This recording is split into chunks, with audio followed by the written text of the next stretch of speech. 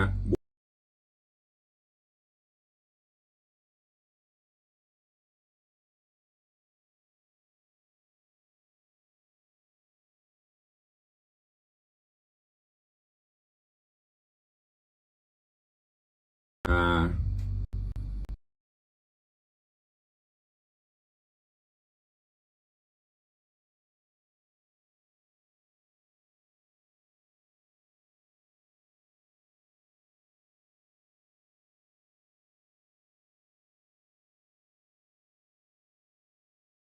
ภาษาของพระเจ้าประสงค์วันนี้หลายวันโรคระบาดและวันนี้แล้วก็มีโยม มันเป็นภาษาอังกฤษนะจะอ่านบ่ได้เนี่ยอ่านบ่จ้าง อ่านกลัวบ่ถูกเนาะก็เอาเป็นว่าต้อนรับทุกท่านเนี่ยเข้าสู่รายการตัวก็นับตั้งแต่วันพระวันศีลนี้อันเป็นศีลแรกวันอาสาฬหบูชาอาตมาภาพก็คงบ่ต้องบรรยายแล้วเนาะตะกี้ได้ฟังรายการของหลวงพ่อท่านพระครูอาทรวิสุทธิคุณจบลงไปหลวงพ่อได้บรรยายธรรมเกี่ยวกับวันอาสาฬหบูชาถ้าอู้กำเมืองเขาก็ท่องแกะท่องแก่นเลยเด้อว่าเป็นวันอย่างพ่องอีป้อยแม่ญาติโยมศรัทธาเวลาฟังเทศฟังธรรมก็พยายามอย่างกรรมตีปนว่านะคือแกะก้อนไกเอาสาระเอาแกนเอาสารเอาไปประพฤติปฏิบัติ ไม่ใช่ว่าม้วนโอ้อีแม่ฟังกูตนกูโองตั้งแต่ตีสามตั้งแต่เที่ยงคืนมาแต่บ่หูเรื่องก็พยายามเนอะให้มันหูเรื่องเห็นน้อยเกตเอาเห็นน้อยบ่ได้นักก็ได้ตนนั้นหน่อยตนนี้หน่อยก็ยังพอดีอยู่ไม่ใช่จบกับสาตุนั่งประเมินนอนพอนี่แหละได้สักอย่างนะอย่างแต่เจ้าได้บรรยายเกี่ยวกับวันอาสาฬหบูชาแล้วก็ยังได้ตั้งปัญหาถามว่าพระสงฆ์หรือตุเจ้าตนแรกของโลกจื่ออันหยังแต่เจ้านะแล้วก็แหมอันหนึ่งพระธรรมเทศนาการแรกที่พระพุทธเจ้าได้แสดงชื่อว่าธรรมอันหยังก็เดียวไผ่ตอบได้วันนี้เขามีเวลาอยู่ด้วยกันปุ้นถึงบ่าย3 โมงวันนี้ถ่ายทอดสดไลฟ์สดทางจากของวัดวังสิงห์คำทางจากของ104ธรรมะคลายเครียดคือกับญาติโยมศรัทธาแล้วก็ทางสถานีวิทยุโดยมีแม่ขายลับก็คือสถานีวิทยุวัดฝ่ายหินซึ่งเมตตาจิตเมตตาธรรมของท่านเจ้าอาจารย์พระครูสมุวิศวัตวรกิจโจก็จะมอบถวายเวลาฮื้อทุกวันพระทุกวันศีลตั้งแต่เวลาบ่ายโมงถึงบ่าย2 โมง2 ชั่วโมงอยู่ด้วยกันก็สามารถติดตามรับฟังหลายวัดหลายวาเพิ่นก็อาจจะเปิดเสียงภายในวัดหรือเสียงตามสายของตุลุงคือศรัทธานาบุญทั้งหลายได้ฟังกันอย่างที่วัดวังสิงห์คำตอนนี้ก็เปิดเสียงภายในแต่เสียงตามสายมันยังไม่ได้ต่อดีเท่าเนอะแต่เจ้าคุณครูประนอมโทรบอกไลน์มาบอกเสียงตามสายไม่ได้ยินพะยะค่ะนี่หรอก็พอดีเอาไม้ไปห้อยลำโพงห้ามกำนะเพราะมันหลายขั้นตอนเดี๋ยววันพระวันศีลหน้าก่อนจะซื้อไม้แหมสักตัวเดี๋ยวบอกให้ปเลี้ยงซื้อไม้ ปเลี้ยงไหนๆเพื่อก็หับพละแปลงเครื่องภายในภายนอกนึกว่าปีนี้จะได้ฟังเสียงธรรมที่วัดกันม่วนๆเปลี่ยนนั้นว่าไอวิทย์มาแหมะก็หลายวัดหลายวาเปิดต่างหอกระจายข่าวเราจะอยู่ด้วยกัน13 ศีลฟังน้ำฟังธรรมแบบพื้นเมืองนำไว้พระสวดมนต์สวดกรรมฐานตัวเนอะตามแบบเบาเหมือนเฮามาวัดนะแต่เจ้าก็มีอีแม่คนหนึ่งกะเนี่ยอยู่ตั้งหลายปีนะกะอันตัวลง วัดฟังสิ่งคำฟังธรรมก็เลยถามปิ๊กไปว่าอีแม่ฟังวิทยุก่อนฟังกะ โอ้ก็พอแจ้งแล้วแจ้งแหมแจ้งแล้วแจ้งแหมมันไม่ได้ยินกันอันที่ว่าได้เปิ้นฟังกันนะก็เปิ้นตือบอกว่ายุคโควิดเนี่ยที่ตุลวงแบบฟังแต่ไม่ได้เก็บฟังแต่บ่รู้เรื่อง ฟังมันปนไปนะแล้วเปิ้นบอกกับว่าตุลวงนี่ขี้จมนี่เห็นมั้ยเนี่ยมันได้ดีนะ นี่ฟังตามบ้านเฮาอยู่บ้านนะเวลาเนี้ยนุ่งข่าวห่มข่าวเตรียมพร้อมเนอะที่ตุลวงนู่นนะก็เพื่อรอเผื่อสถานบุญบัตันเตรียมพร้อมเตื้อก็เตรียมพร้อมไผ่มีขันดอกมีขันแก้วมีอย่างที่ได้เตรียมไว้ที่บ้านก็เตรียมไว้ก็เดียวเฮาจะได้ร่วมกันไหว้พระสมทานศีลฟังเทศตอนนี้เกินนำฮือก่อนทางจากพี่น้องที่ฟังจาก Facebook ด้วยเนอะคุณโยมเกษณีก็กำลังเข้ามาเจริญปอนเนอะมีดอกไม้ทูบเทียนก็ยื่นโยงแต่ว่านี่ก็บอกไปกำละหิ้งพระบ้านไผ่แห้งแกะแดกเข้าไปเจ้าแห้งแกะแดกนะเพียวกวาดเนอะวันนี้ยังตันอยู่โยมพี่หมอมัทนาอัมพันธ์ตอบว่าธรรมจักรกับปวัตนสูตรพระสงฆ์องค์แรกอัญญาโกณทัญญะถูกต้องบึงรถมาเลยมาเอาห่อนึ่ง2 ห่อ ห่อละคอละห่อเพี้ยวกวาดแต่พ่องเนอะบางช่วงนี้ประตึงให้อยู่บ้านหรอกเป็นการฆ่าเวลาเพี้ยวหันตำจอกตำแจงตำซอกตำมุมเพี้ยวไปโดยเฉพาะห้องพระต้องให้สะอาดเดี๋ยวนี้เริ่มวันเนี้ยเทวบุตรเทวดาเพิ่นจะเสด็จลงมาอย่างตุลุงมาตรวจตราพอบ้านไผ่หิ้งพระสะอาดไหว้พระสวดมนต์ก่อบ้านไหนประพฤติปฏิบัติธรรมพ่องเปิ้นจะเอาสุวรรณปตาหลับเงินหลับคำลงมาจดจะนำจำชื่อไว้บ้านไหนยังเล่นไพ่เล่นไฮโลกินเหล้าเมายาเข้าภาษาออกภาษาบละบเวนอันนั้นเปิ้นเอาไปใส่ไว้ในบัญชีหนังหมา อันนี้นันที่บนบ้านนะไผ่ทำชั่วลงบัญชีหนังหมาทำดีทำสุวรรณะเอาไปจู่ไว้ปัตตะสุวรรณปตาหลับเงินหลับคำบนเนอะโยมเกษินีบอกว่าไว้สาเจ้ากำลังรอฟังเจ้าอนุโมทนาสาธุและประลืมใส่กันทำตัวเนอะเอามาวัดเอาใส่5 บาทอันนี้ฟังทางบ้าน10 บาทเนอะศีลละ10 บาท10 บาท10 บาทเก็บหอมมาหันแล้วออกภาษาเอามาถวาย130 บาทเนอะ อันนี้อูเลนบดาย เอาแล้วเนาะคงจะพร้อมกันหมดทุกที่แล้วเนาะห้องในห้องตุลุงนี่มันบัสะดวกจะตั้งโต๊ะหมู่แล้วก็ตัวเขาอยู่คนเดียวบัสะดวกลุกไปลุกมาเนอะไผ่มีเตียนมีอย่างก็ยีตามแล้วก็เฝ้าตัวเนอะหาภาชนะหาอันอย่างมาห้องตัวเพื่อมันมิ่งลับก็จุดเตียนจุดอย่างเสร็จเรียบร้อยเตรียมขันดอกขันดวงเนอะเอาละตอนนี้ไปจะได้เข้าสู่พิธีการเริ่มโยมเซียวมาว่าอันที่ตั้งฉากตั้งหลังตุลุงขนาดสีม่วงสีเทากับเตียนเท่าหรอนะอย่างอันนี้คือการเทศการทำตลอดพรรษาปฐมกันมูลสถาเจ้าเก้าก็คือคุณโยมธนวัฒน์โยมทัศพิชาสุสิงคำตั้งเป็นเก้าเป็นการก็เนอะไผ่จะให้จะหอมปูจากันเทศการทำเพิ่มเติมก็เพิ่มเติมได้โยมปิยพันธ์อะไรอย่างเงี้ยตากับบอกให้หารทีโยมปิยพันธ์ก็เอาเนาะแล้วก็โยมอนุชนหลวงยศกำลังติดตามรับฟังรับชมที่บ้านพูดพร่ำทำเพลงนักประเดี๋ยวเวลาไปเรื่อยๆแล้วนะเพิ่น2 ชั่วโมงเวลากระบวยนะพร้อมใจกันเนอะสลาไม่งิ้วสาธุวันนี้สลาไม่งิ้วนี่บรรทุกเนาะไม่ตกงาน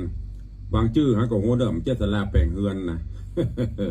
สลาไม่งิ้วนี่นะแปลงอย่างผาศาสตร์แก้ววิมานคำแต่บัดคได้ก็ สาธุสลาไม่งิ้วเจริญปอนตอนฮับตัวเอาละพร้อมกันเนอะ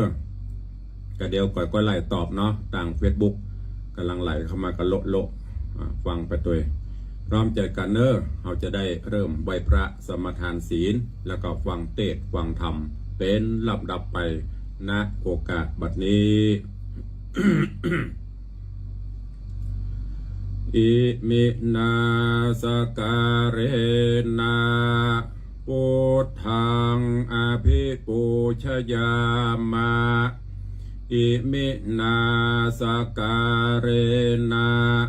ธัมมังอภิปูชยามะอิมินาสการเรนะ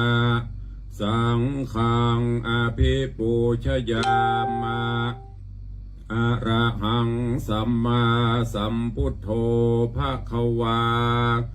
พุทธังภควันตังอภิวา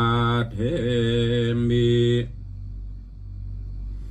สวาขาโตภควตาธัมโมธัมมังนะมัสสามิสุปฏิปันโนภควโตสาวกสังโฆสังฆังนะมามิหันธมยังพุทธัสสะภควโตปุพพาคณมกาลังกะโรมะเสนะโมตัสสะภะคะวะโตอะระหะโตสัมมาสัมพุทธัสสะนะโมตัสสะภะคะวะโตอะระหะโต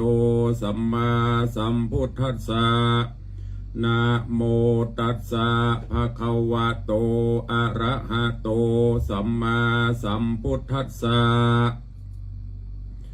อิติปิโสภะคะวะอะระหังสัมมาสัมพุทโธวิชชาจารณะสัมปันโนสุขโตโลกวิทูอนุตตโรปุริสะธรรมสารถิสัทธาเทวมนุษย์สัตนังพุทโธ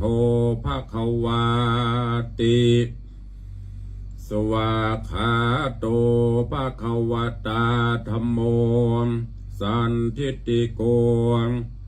อากาลิโกเอหิปัสสิโกโอปันนะยิโกปัจจตังเวทิตาโปวินยูหิติสุปฏิปันโนภควโตสาวกสังโฆอุชุปฏิปันโนภควโตสาวกสังโฆญาญะปฏิปันโนภควโตสาวกสังโฆสามีจิปฏิปันโนภควโตสาวกสังโฆยะทิทางจตาริปุริสายุคานิอัฏฐปุริสาปุคลาเอสะภะคะวะโตสาวกสังโฆอาหุนยโยปาหุนยโยทักขินยโยอัญชลิกาลนิโยอนุตตรังปุญญเขตังโลกัสสติ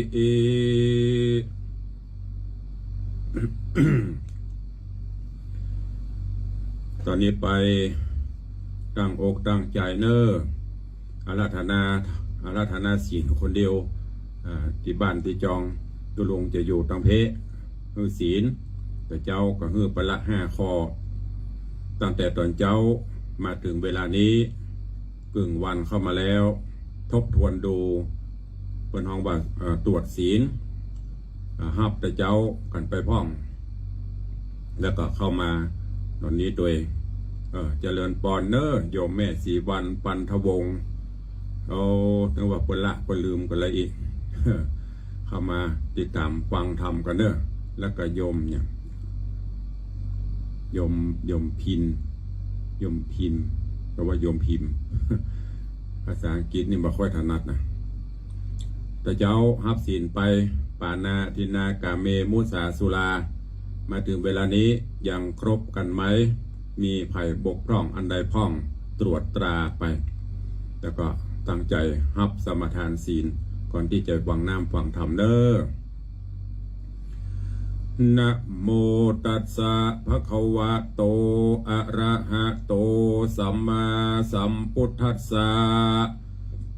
นะโมตัสสะภะคะวะโตอะระหะโตสัมมาสัมพุทธัสสะนะโมตัสสะภะคะวะโตอะระหะโตสัมมาสัมพุทธัสสะ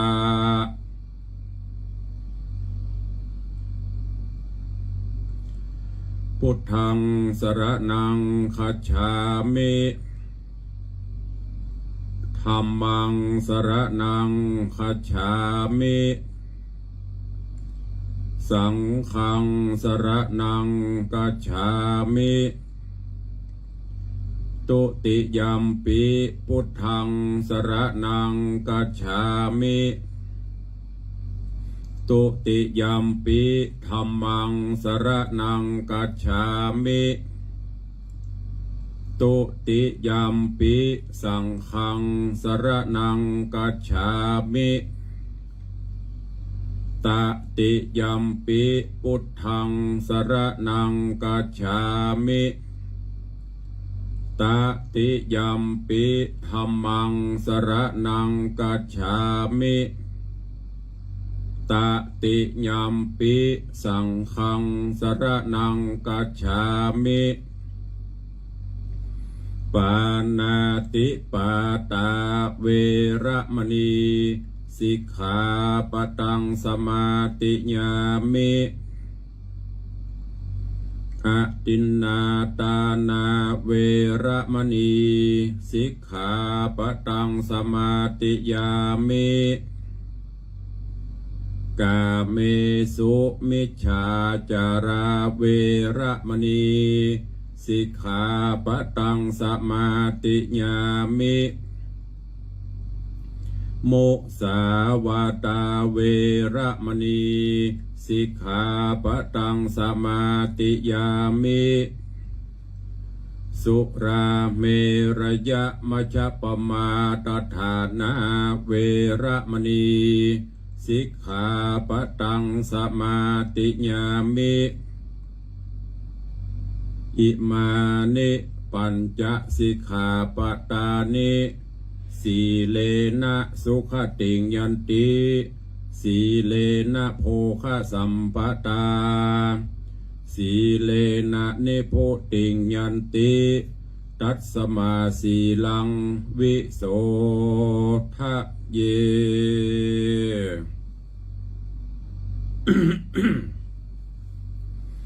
ได้ไหวพระนบธรรมได้สมทานศีลหับศีลข้อวัดปฏิบัติอันเป็นหลักแห่งมวลมนุษยชาติหลักแห่งสันติสุขของโลกมนุษย์พร้อมกันไปแล้วตอนนี้ไปจะได้ฟังน้ำฟังธรรมเนอะหลังจากฟังเทศน์ฟังธรรมจบก็จะได้นำปาญาติโยมศรัทธาเฮาสูตรหรือสวดกรรมฐานแล้วก็ทำจิตสมาธิภาวนาพอควรแก่การเวลาแล้วก็แผ่เมตตาเพราะฉะนั้นตอนนี้ไปเชิญทุกท่านฟังเทศน์ฟังธรรมเอาฟังธรรมะบรรยายกันวันนี้ก็นักละก็เข้าสู่หมวดชั่วโมงของการฟังเทศน์ แบบปืนบ้านล้านนาหับสาหีดหอยการเทศน์แบบปืนเมืองเหนืออันเป็นทำข้าวทำเรื่องวันนี้ปีนี้ตลอดระยะ13ศีลเราจะฟังกันเฉพาะวันพระวันศีลเนอะในเรื่องจักกาข้างคำอาจจะได้ฟังกันไปพ้องแล้วแต่หลายท่านก็ยังไม่ได้ฟังเตื้อวันนี้ก็เอาทำเรื่องจักกาข้างคำจักกาก็คือตกโตจักกาตกโตใจจักกาก็คือจักกาตกโตก็คือตกโตกันนะเพี้ยนไปละจักกาเลยกิ้งกาเรื่องราวจะเป็นจะได้ฟังในผูกแรกปฐมฤกษ์ ผูกที่หนึ่งในศีลแรกการเข้าพรรษาในวันนี้นิมนต์และเจริญปอนเจิญทุกรูปทุกท่านที่ได้เข้ามาชมทาง Facebook ก็ดีติดตามรับฟังอยู่กันต่างบ้านต่างจองก็ดีกลั่นจิตฮือใสกลั่นใจฮือเป็นสมาธิตั้งอกตั้งใจฟังณโอกาสบัดนี้ นะโมตัสสะภะคะวะโตอะระหะโตสัมมาสัมพุทธัสสะ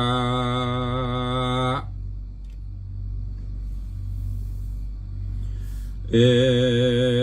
วัมเมสุตังเอกังสามายังภะคะวะสาวัตถิยังวิหะรันโตภิกขุนังกะทังอารัมภาอิมังจาตะกังกะเทสิติสาทะโวดูราสปุริสะตั้งหลายตั้งยิ่งใจน้อยใหญ่ผู้มักไฟตั้งบุญอันจักหนุนส่งอยู่เฮือได้อยู่เจยบานจริงฮือตานบอกขาดมีศีลสะอาดรักษาปากันมวลบูพร้อมอยู่ทาฟังธรรมอันเป็นคำสอนของพระจินนะวรปิ่นเกล่าวตนเป็นเก้าศาสดาได้เทศนา กล่าวไว้โพดสัตว์น้อยใหญ่สงสารได้เถิงนิพพานเวียงแก้วเป็นตีแล้วมโนนายจูงแปลงใจใสชื่นจ้อยตัวตามถอยกำทำอย่าจะกำกล่าวโออย่าเกิดไปสู่ที่อยู่เก่งหาอย่าคิดตนาใจสอดคันนิ่งรอดต่างได้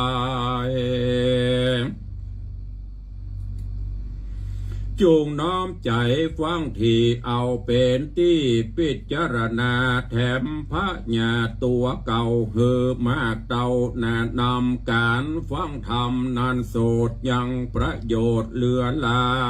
ยดังจักหมายเพียบไว้ดังของใจนันนาหรือสัตรามีดพระการเฮาบ่ฝนกว่าเมินปีขี้เมียงมีหลายแหล่ลำบากแก่ปลายโลโหโอนนาการฟังธรรมมูลนี้ใส่จะหาเพียบไว้อุปไม้ดังดาบคมใส่เทียนกล้าดังมีดพระเสียมขวานอันใดฝนฝานบอกขาดยอมจักอาจเล็งหันขีเมียงมันบอกไกลน้ำมาใจอันใดก็สมใจไฟหอยบอกกราดกร้อยใกล้กราดดังคนนั้นหนุ่มเทามีใจบ่เศร้าฟังธรรมหูต่างดำเป็นโตดเว้นกรรมโหดโจประการมีใจบานชื่นจ้อยมักไฟหอยต่างดีกันลานี้พรากนาบุญแก่กล้าได้สร้างบ่อห่างร่างหายโหนจักจ้องตนไปเกิดตีพาเสดกะเสมสีได้สวดสดีชื่นจอยก็มีและนาเอกังสมายังมีน้อยกาลาคาบหนึ่งใส่พระที่ใบสัพปัญโยโตนาเป็นครูแก่โลกดับทุกโศกภัยมานพงสำราญยังอยู่ในแก้วกูกุดีอันมีสรีวิลาศชื่ออาวาเจตะวันคนได้หันก็จมจืนตุกมีหมื่นก็ให้เนม อันเศรษฐีบุญใหญ่หากสร้างไว้เป็นตานเปือถวายแก่พระทะลงยานกลิ่นกูย้ำเสด็จมาสู่สาวัตถียะถาและมีน้อยกาละเมื่อใดดังอันตะตาในกาละยามนั้นเล่าอันว่าภิกขุเจ้าตั้งหลายอันมานั่งใหญ่เป็นบูพร้อมนาอยู่ธรรมสภาเพื่อฟังธรรมเทศนากล่าวถอยแห่งพระยอดซอยจอมธรรมต่างจากกันเป็นเหตุเพื่อจักเหือพระเจ้าเทศนาว่าอา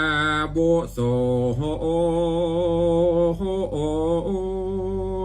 ดูกะลาตันตั้งลายเฮ้ยหนุ่มท่าเอา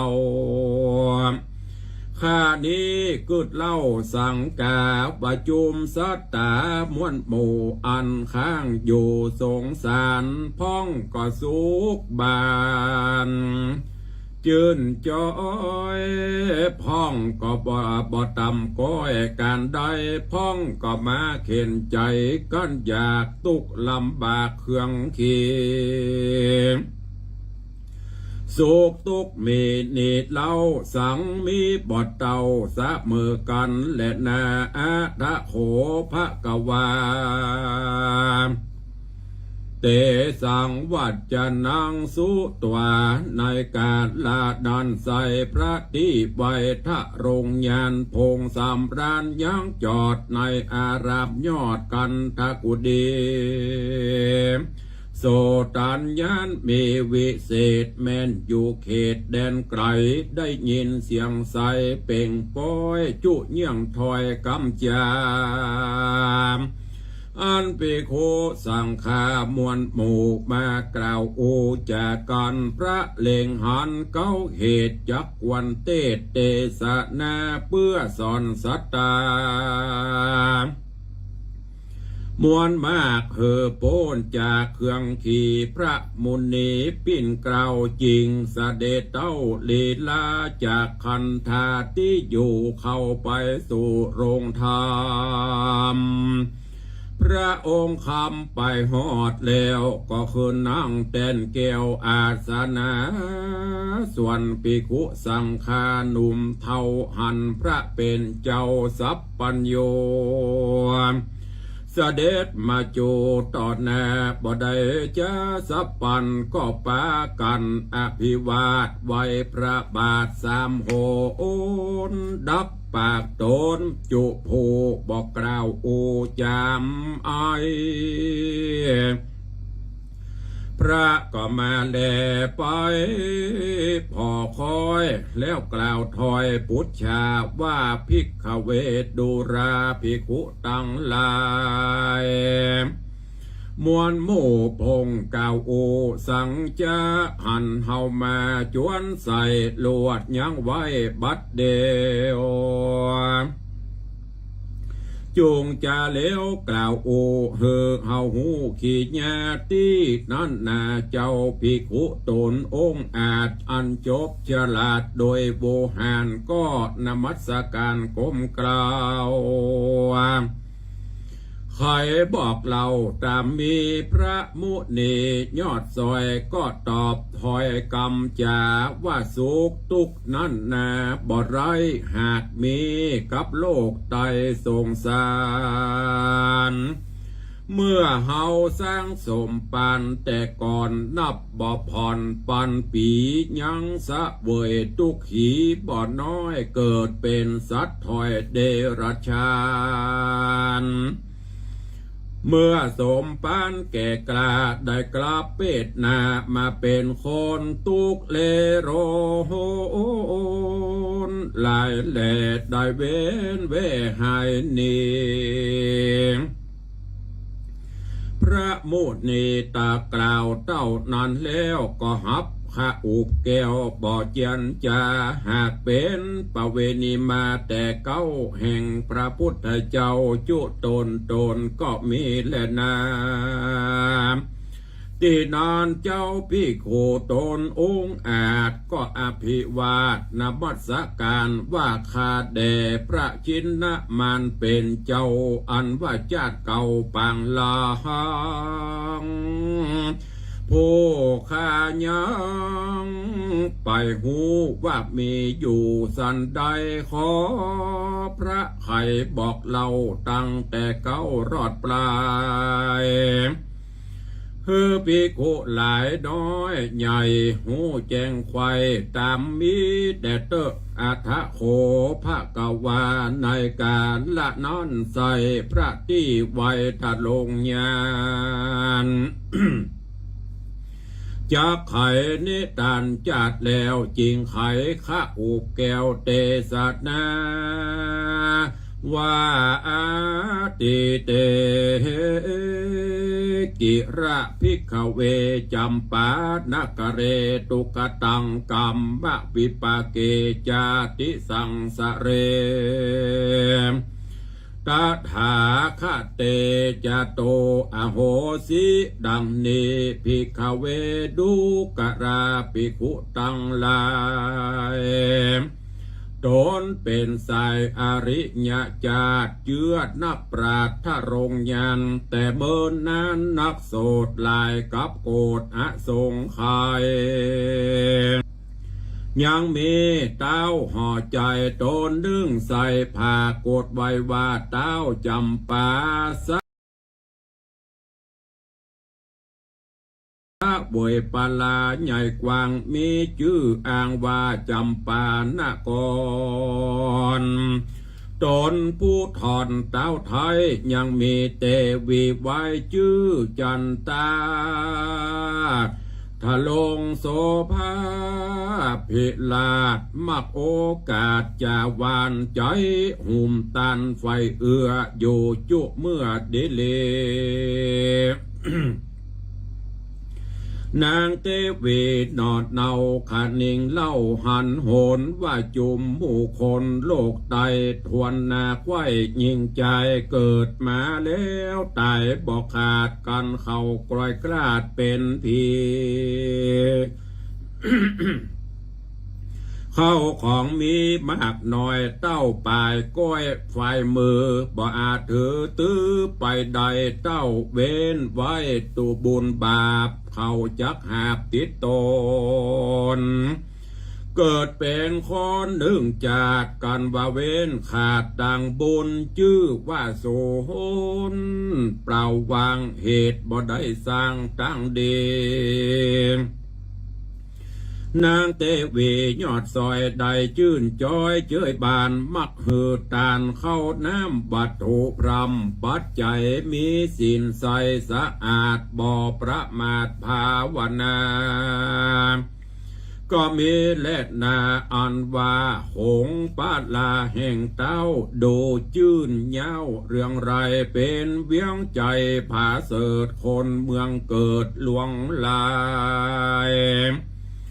หอเฮือนใจโจดที่เต็มจุตีแซมซอนคนเตี้ยวจอนตุกขอกตั้งไปนอกไปในตั้งคนไกลและไกลดูตั้งใดขายของสะเป่าน้องเต็มตาของเครื่องกามีลายตำวางใหญ่กองกาดบ่หูขาดเป็นนิจการ คนสุขบ้านตกขอกตั้งบ้านนอกในเมืองภายบอกเครื่องเอาไม้สุขบ้านควายยิงใจคนบุญหลายมั่งเต้าได้เป็นเจ้าเศรษฐีศรัทธามีจอมจื่นบักยกยื่นเตตานจุมคนผ่านอยากไรแอวขอได้ตั้งวันเสียงเนืองนั้นมีก็อองแห่งปาดกองมโหรีมหรสพมีบ่อผ่อนควายจุบอนอาณาก็มีแหละนา อันว่าเมืองจำปานี้น่าโสดกว้าง12 โยชน์ดูงามดอกไม้ลายลามเหลือแลส่งกลิ่นแผ่โตโอยลมสะบันงายมหอมอ่อนมะลิซ้อนมะลิหลวงสร้อยฟ้าปวงลายหลากเกตเก้าหากเป็นแถวดอกนมแมวเป็นหมู่จำปีอยู่เป็นสายจำป่าใหญ่เป็นถอยมะลิน้อยรายเรื่องดอกคำเหลืองเรืองรุ่งกันทาปุ้งหอมกลายตะโลไปไขว้ห้องโค้งเกตต้องปาลาบอดเตาแต่นั้นนาในเวียงยังมีนองสะละเรียงใหญ่กว้างมีสัตว์อยู่สร้างปูปาเต่านานาลายแหลดดอกป้านแผ่ลายสีบัวคำมีเป็นหมู่จังก่อนอยู่ทัดไปคงเพียงใจเนตเล่าจริงมีชื่อไว้ว่าจำปาบุภาก็เปื่ออันและนาโดยเหตุเมืองเนสายมีดอกไม้ลายลามเป็นเมืองงามผาเสดบ่ไม้เดือดเครื่องขีเจ้าปุรีใหญ่น้อยอยู่จื่นจอยเจยบานสุขสำราญยิ่งโยดกำนั้นลวดลือไปเถิงเจ้าห่อใจต่างดาวเถิงต้านเต้าห่อจานเขาปากันตกแต่งยังเครื่องปิมแปลงปันนาการมาถวายผู้บ้านเต้าราชบ่ได้ขาดบันไดก็มีหันและนาตาน้อยกาดละนอนสายยังมีนางขี้ร้อยอนาถาบ่มีสามีการ่วมห้องบ่มีพี่น้องวงใหญ่ตุกเห็นใจหลายหลากตุกลำบากเป็นเปลวอยู่คนเดียวกว่าจ้อยดูตูบน้อยเฟื่อนวายบอกไกลเมืองใหญ่มีชื่อบ้านไว้ว่าโพจะคำคนหลายหลามสะสู่ดูเป็นหมู่ใหญ่ใหญ่พ้องเห็นใจกันอยากตุกลำบากเครื่องขี่พ้องเป็นดีกว่าหมู่ตั้งเหือนอยู่จอมกันคนมีปันยกยื่นโดยใจจื่นเจยบานส่วนคนผ่านนันเล่าแอวขอเจ้าแหล่งไงพองโคงควายฮับจังมีมากอ่างนาส่วนนางอนาถาขี่ร้อยตุกเอาไม้เครื่องขี่เสื้อผ้ามีวินขาดเตาะต่อมาดหยิบห้อยแอวกล่าวถอยขอตานตามอับผ่านอยากไรบ่มาดไม่มัวดำหลีกเว้นกรรมถอยจะมีสินหาหักษาบ่อปลาลาลักของต้านกึดพันยันอบายล้าง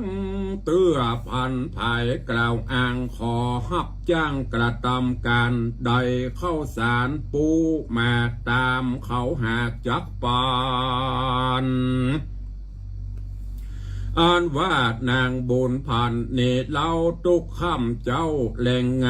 นางตั้งใจภายบอกขาดไว้ประทาตจุลมณีพาธานาดีจะใจว่าของนางใดบุตาตนมีบุญญาพาเส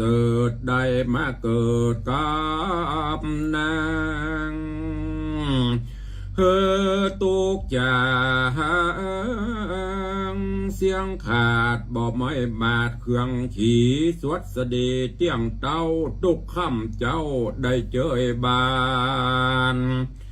นางโคนผ่านขี่ไรนบน้อมไว้ใครจะผาทัดนาใจก็มีแหละนาตัสสะคุณะเตเจนะสักกะสะปันดุกรรมพละศีลาสะนังอุณหากังกาลังทัดเส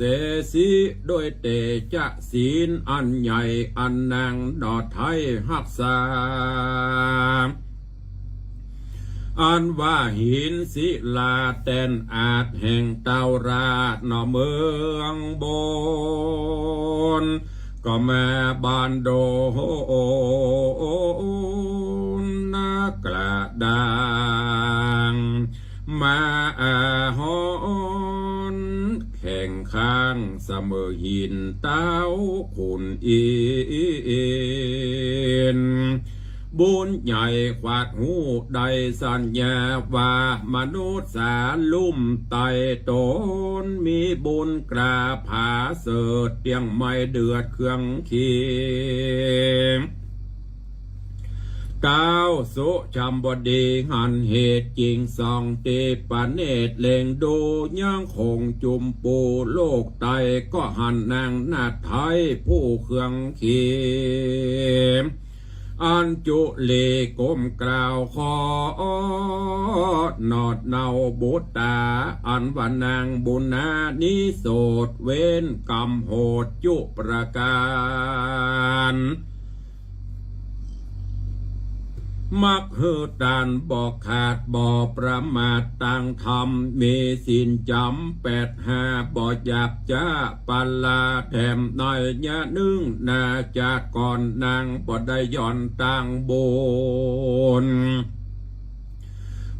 ด้านโนนคืนครอบสะยองตอบตัวตันกวนริ้วปันช่วยไว้เฮือนางได้เจยบานเต้ามักขวานกึดแล้วก็กราดแล้วพายพานจากสวรรค์ติอยู่รีไปสู่ตุสิดาตีนอพุทธาบุญกว้าง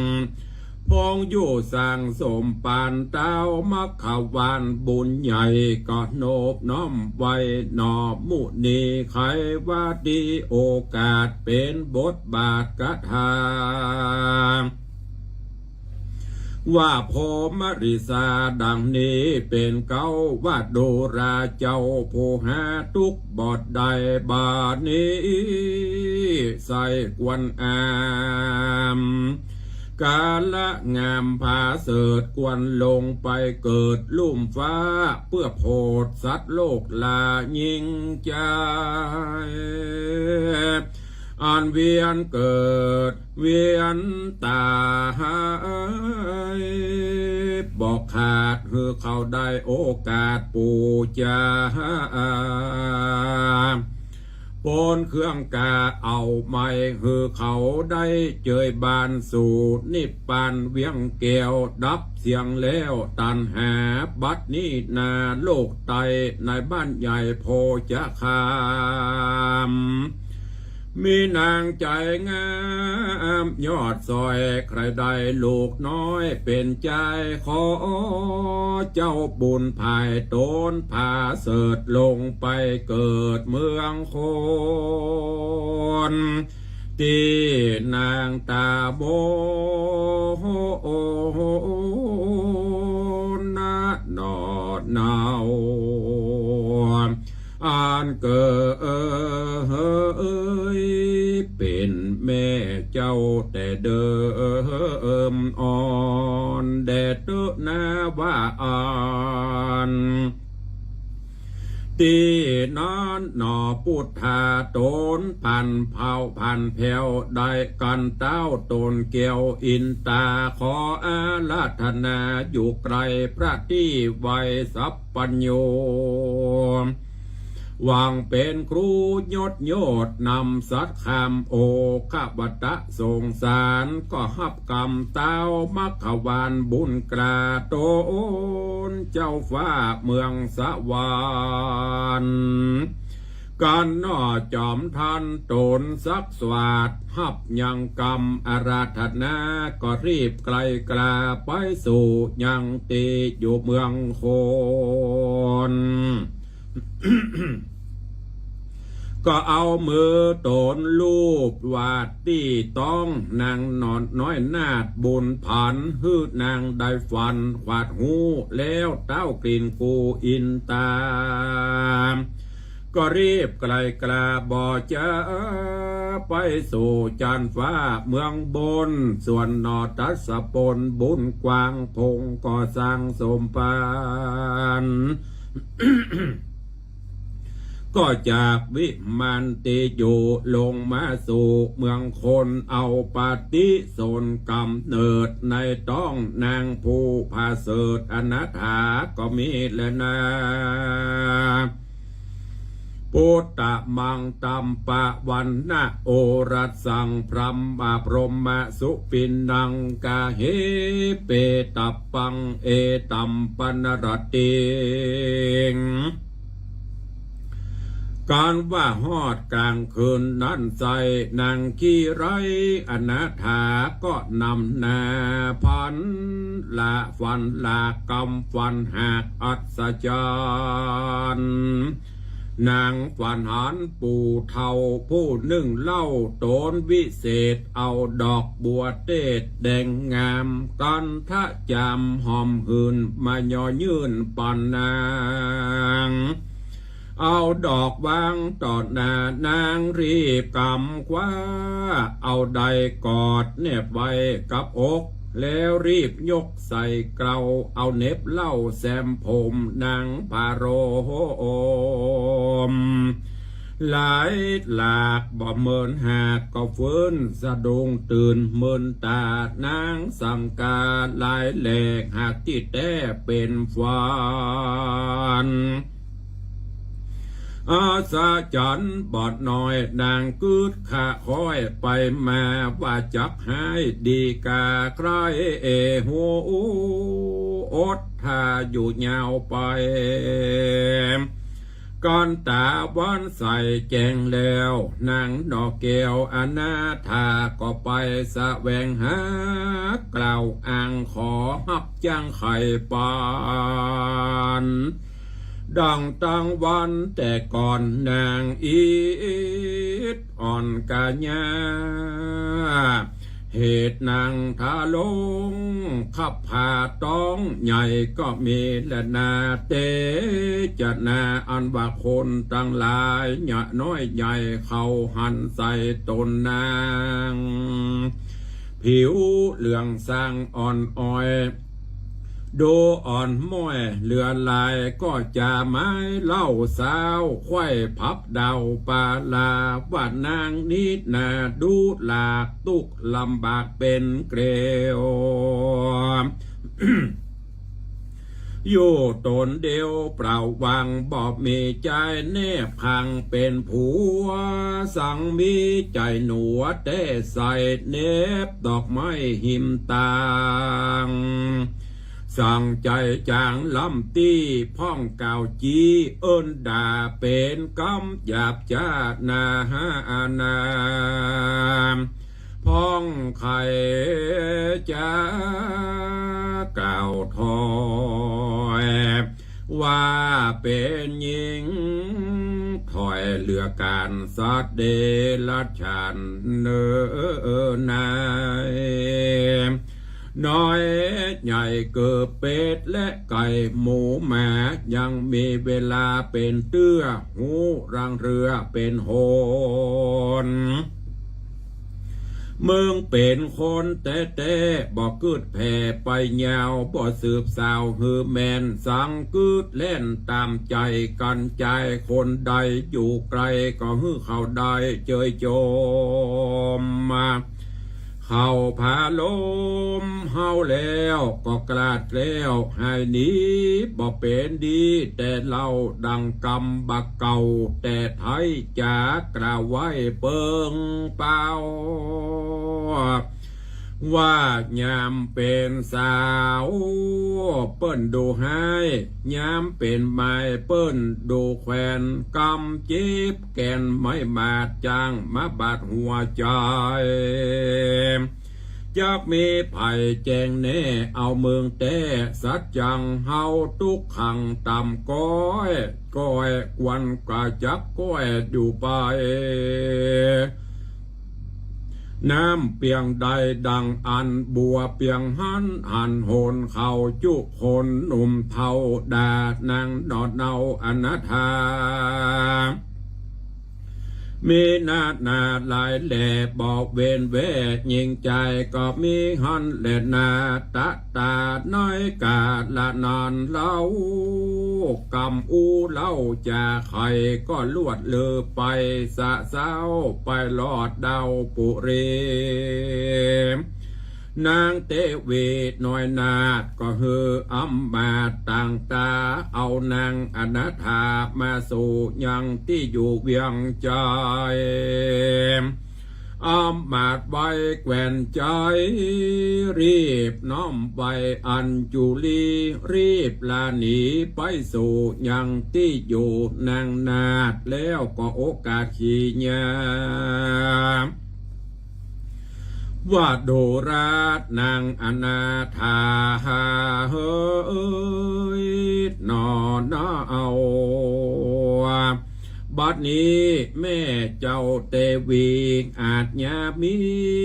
ป่งขาดฮือกูอำมาตย์เตรียมใจนำมึงไปสู่ห้องของเขตต้องหอจันกำไข่ปันกล่าวจี้หากมึงแล่นลีลบหนีโตดมันมีใหญ่กล้ากูจักขาบัดเดียวเมืองจุงเร็วรีบเห่าไปหานางเต้าเร็วปันเด็ดเตอะว่าอ่อนแล้วนางดอกแก้วอนาถาฟังอ้อมมาจะบอกกล่าวก็ฮ้อนเผายินกัวมีเนื้อตัวอันสันสะตันลันกาญญากึดไปมาขักคอยบาคนใหญ่น้อยผู้ใดไปจากใครกล่าวโอฮือเตวีหูเป็นไม้ตุกลำลายแต่ก่อนยังบ่ผ่อนเสาซาบ้านเอนาสอนซ้ำตุกมากล้ำมาเต่งใจจักมีไผ่โลกลามาตุกเต้าคาหรือเมเจ้าปุรีหนุ่มเทามีมากเต้ายิงใจสังบ่ไม่กล่าวจี้มาฮือเฮานี้ไปสู่ยังแก้วโกตนเดียวกำสังเหลวตอบสายเฮือตกให้เครื่องขีดนางโศกีร่ำให้อยู่จะใจไปมาอามาตย์ก่อนจะรีบหาวว่าจุงฟังเฝ้าเร็วไวกันว่าไปเจียงจะเต้าเตียงคาเป็นไม้นางบุญไผ่นอดเดาก็รีบไต่เต้าไว้ว่าจอมอำมาตย์ต่างตาสุปาลาเตตองโพดสู่ห้องหอคำอำมาจำโกหมกะเอาไว้แม่เจ้าเตวีก็มีหันและนาเนติตังขีญาสังวันนาดาวิเศษจาห้องเหตุจักกาข้างคำผูกเก้าปางเมื่อนางนอนเนาอนาถาเข้าสู่ปราเวียงกวางไปไว้เมียเจ้าจ้างปุรีจากหายและดีหรือว่าดีไปนาขอกล้วยอดทอมทาดาฟังผูกนี้ขออเนจังโป่งวางไว้ เต้าอีก่อนและนะก็บังโกมสมฤทธิ์สเดชพระธรรมเทศนาปืนเมืองเหนือเรื่องจักกาข้างคำก็จบไปตอนหนึ่งผูกหนึ่งเนอะก็ขออนุโมทนาบุญกับทุกท่านเนอะที่ได้ติดตามสดับรับฟังกันตอนนี้เจริญปอนเนอะยมพิมพ์ได้อยู่บ้านอยู่ช่องกับฟังทำไปตัวอาจจะฟังหูเรื่องพ่องหูเรื่องพ่องก็ส่วนมากก็คงจะฟังหูอยู่ตอนนี้เป็นตอนแรกผูกแรกอยู่เนอะกำลังเข้าสู่เนื้อหาสาระของจักกาข้างคำก็เดียววันพระวันศีลหน้าอาตมาภาพตุลุงจะเอาเรื่องราวตอนนี้มาสรุปบรรยายก่อนวันนี้ยังบ่สรุปเด้อถ้าสรุปวันนี้วันพระวันศีลหน้าลืมมันกำลังเข้าจั่วหัวอยู่ก็เดี๋ยววันพระวันศีลหน้าจะเอามาเล่าว่าเรื่องราวเป็นจะได้แล้วก็จะได้เตะต่อในผูกที่สองเพื่อเรื่องราวปฏิปต่อเข้ากันเนาะวันนี้ก็สดับรับฟังกันจบไปภัยมิ่งรับหีบรับตื่นเด้อมาวัดบ่ได้อยู่บ้านฟังธรรมสำดุดต่างเนาะตลุงเมื่อไปวัดอีแม่อยู่บ้านนอนซะเลยคนใดนอนระวังเป็นงูเด้อ งูเล่นบ่ได้ตามสบายตามอัธยาศัยวันนี้ได้ฟังกันแบบบนห้องว่าออนไลน์อยู่บ้านอยู่จองก็สามารถฟังกันได้แต่เจ้านี่หลวงหลายพอควรแต่ไม่จะหลายเกินขนาดเนอะทยอยกันมาทยอยกันปิกมาตานขันเข้าขันน้ำถวายสังฆทานกันวันนี้ตุลุงก็มอบหมายให้ตุเจ้ารองตุเจ้าน้อยพระลูกวัดรับแขกไปตัวเขาก็ประชาสัมพันธ์แล้วก็เทศทำตัววันนี้2 ครั้งแต่เจ้า6 โมงถึง7 โมง7 โมงเสร็จ7 โมงปลายขึ้นวิหารปอนญาติโยมต่อเสร็จแล้วลงมาฉันเจ้ายามฝ่ายปีกขึ้นไปต่อเทศปาติโมกข์เองวันนี้ครั้งแรกในชีวิตในรอบ57-58 ปี30 กว่าปีติดเป๊กเป็นตุเจ้านะอ่านปาติโมกข์เนี่ยอ่านแล้วก็ฟังเวลาเขาไปนี่เขาก็ไปนั่งฟังเปิ่นเทศมีองค์เทศหรอกเป็นมหาปริญญาเทศ โยมอย่างเนี้ยปัทมาเจริญพรนมัสการเจ้าตุป่อเท่านักแกเนาะตุป่อนี่นะ ยังหมดนี่แม่ปานีตุอุยปัทโตสัมเคียวเท่าโยบอกอีเนาะเจ้าตุอุยนะเล่าไปตะกี้เพราะภาษานี้แบ่งกันไปลงโบสถ์ที่ไหนมี4 รูปก็ฟังกันไปที่ไหนมี3 รูปก็อธิษฐานเข้าไปตามวินัยบ่คือมันขาดเพราะไปรวมกันหลายอย่างในตำบลประแดดนี่ถ้าไปรวมโบสถ์ก็30 กว่ารูปมันแน่นโบสถ์บางวัดก็น้อยตัวเจ้าบางตนก็ขัวบางตนก็ว่าเขาหลวงพ่อไปรวมกันตู้เจ้าเขาบางตนก็ยังได้ฉีดยาเตื้อสูกับกวดตายอันละนี่ กับเปิ้นเฮาไปฉีดกับไปนี่ เปิ้นบ่เฮาฉีดบ่กองหันเฮาไปฉีดถามดอกฉีดที่ไหนมาฮักลูกน้องเนี่ยจมนะบ่กองเปิ้นเฮาฉีดไปเหมาะกว่าตายมันจะตายมันถึงตาย บอกว่ากับผมฉีดมา2 เข็มยังตายนี่สบายนี่บ่ได้เริ่มจะเสาะหาเพื่อไปเสาะหาเปิ้นก็บ่ฮือล่ะเปิ้นเอาไปที่อื่นนะเนี่ยฉีดไปอันนี้พูดถึงเรื่องปาติโมกข์วันนี้ก็เลยเป็นองค์แสดงพระปาติโมกข์เทศปาติโมกข์เองในรอบที่เป๊กเป็นตุเจ้ามาแล้วก็หลังจากนั้นก็ลงมาเตรียมห้องทรงวันนี้อาจจะแปลกอย่างที่บอกไปนะตั้งหลังก็มีต้นสตางค์มีต้นเตียนซึ่งก็จะลองสถาเย้าเกาเงาเปิ้นแล้วก็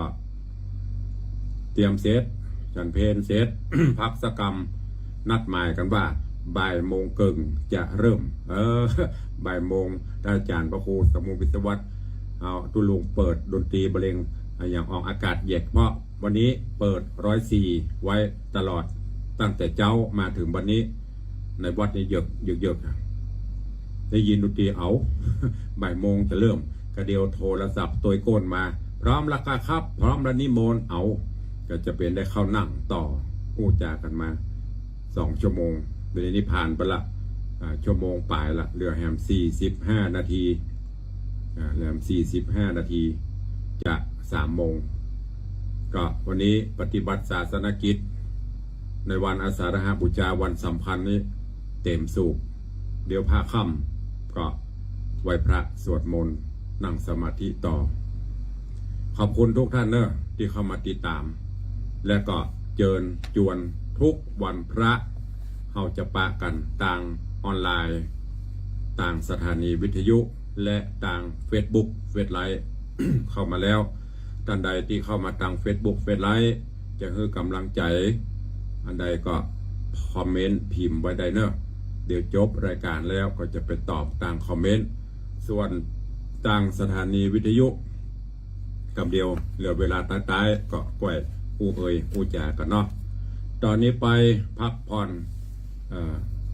ตามอิริยาบถพอประมาณละก็จะนำปลาทุกท่านได้สวดกรรมฐานแบบล้านนาเนอะใครบ่มีแบบก็ตั้งจิตนั่งเอานั่งทำสมาธิไปตัวก็ถ้ามาวัดนี่ก็จะมีแบบมีหนังสือแจกแต่ว่า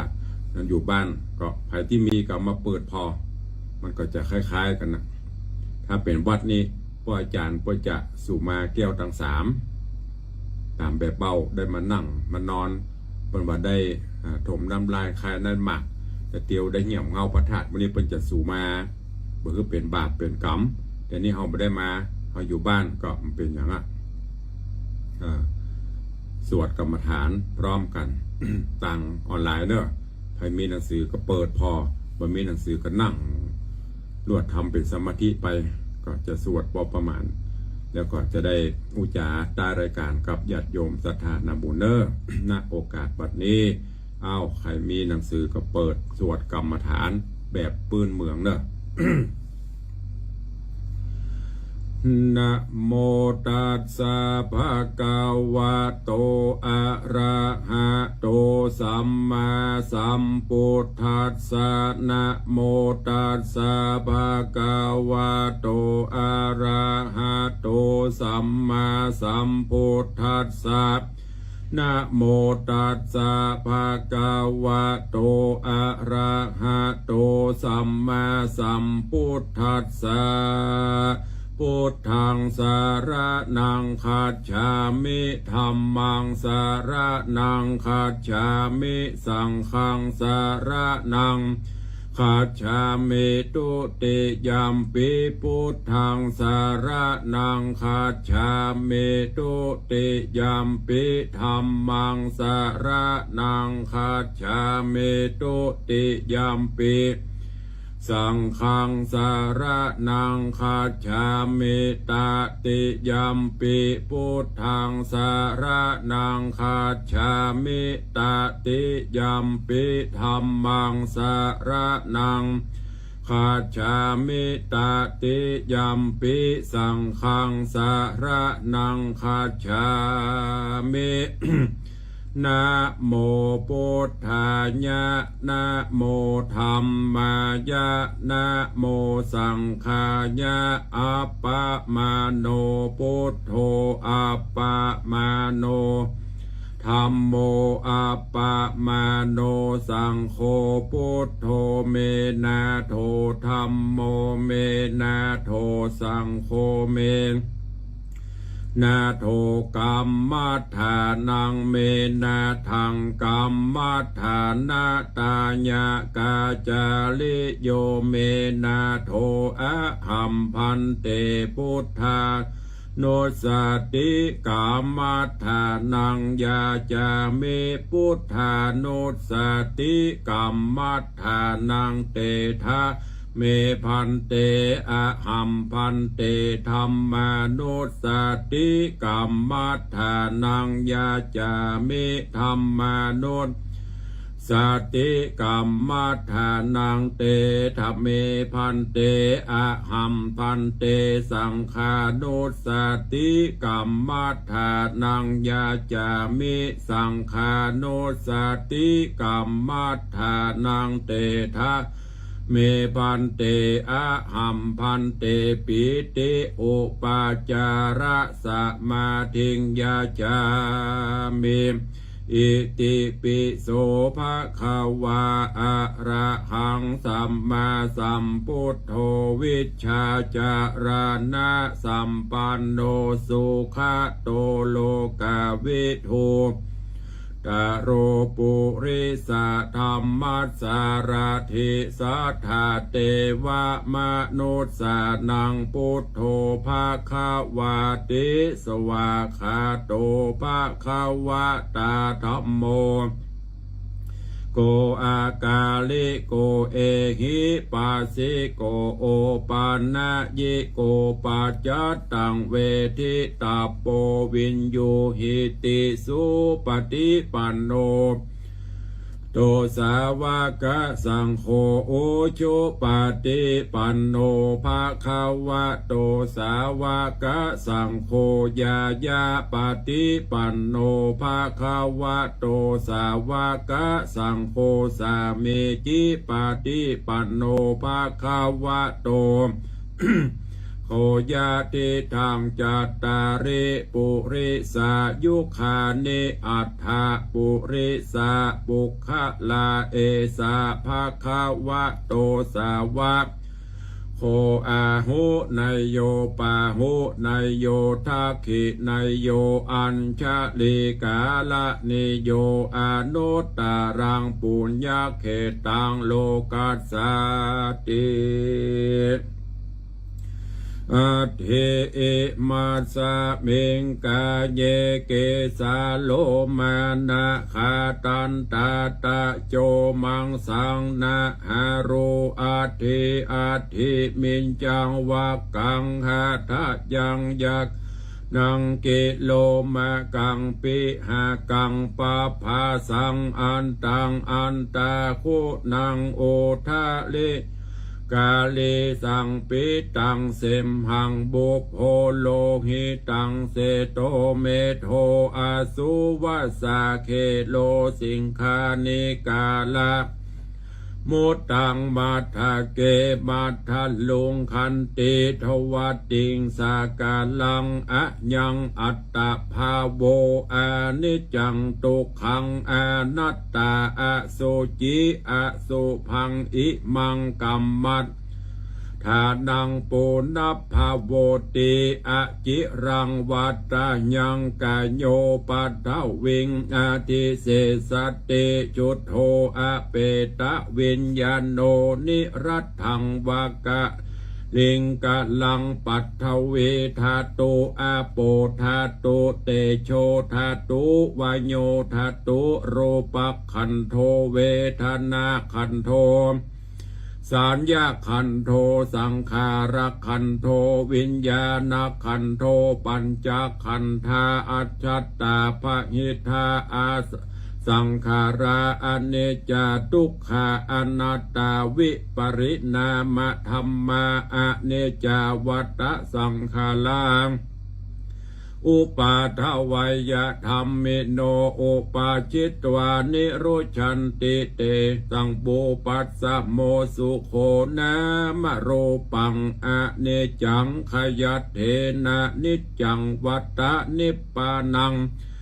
นามรูปังทุกขังขยัตเถนะสุขังวัตตานิพพานังนามรูปังอนัตตาอาสารกัตเถนะสารังวัตตานิพพานังนามรูปังอเนจัง